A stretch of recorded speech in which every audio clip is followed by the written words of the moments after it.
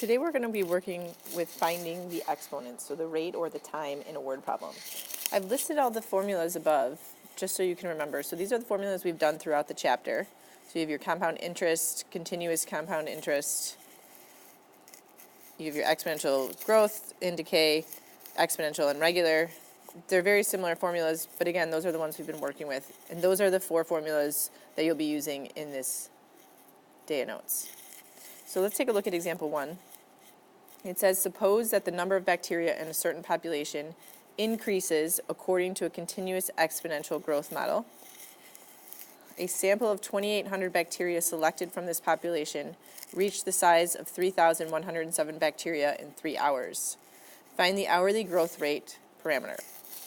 So let's think about what we have here. We're looking for a continuous growth model, and this is not based off of money. So what we're looking at is this problem or this equation right here. So we have n equal to n sub 0 times e to the rt, where n represents your final amount, n sub 0 is your initial amount, r is the rate, and t is the time.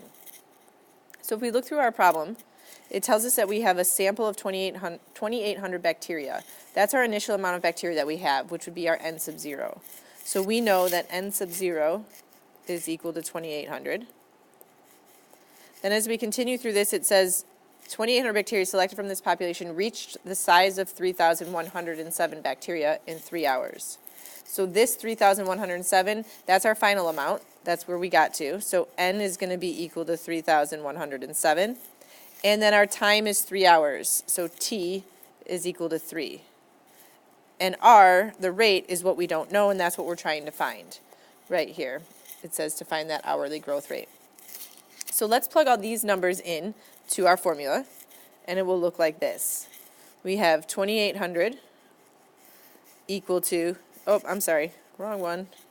We have 3,107 equal to 2,800, e to the 3r.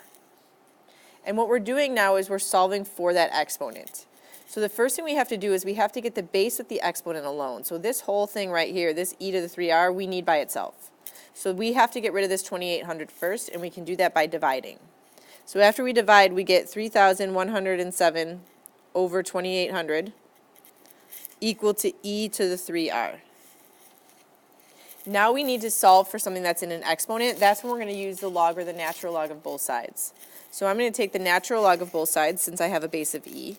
So I have the natural log of 3,107 over 2,800 equal to the natural log of e to the 3r.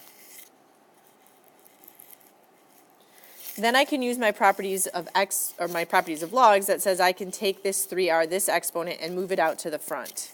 So I get the natural log of 3,107 over 2,800 equal to 3r times the natural log of e. Then I need to remember that this natural log of e, that's just equal to 1. So then I have 3r equal to the natural log of 3,107 over 2,800. And my last step then would be to divide both sides by 3. So now I'm dividing everything by 3.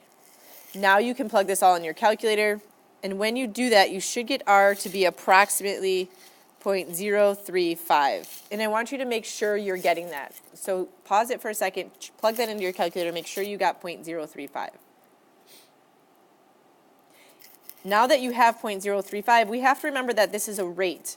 Rate is a percent. So your answer here would be to take this decimal and change it back to a percent. To do that, you're just moving that decimal point to the right 2 places. And we get 3.5% as our growth rate. If you have any questions, please let me know.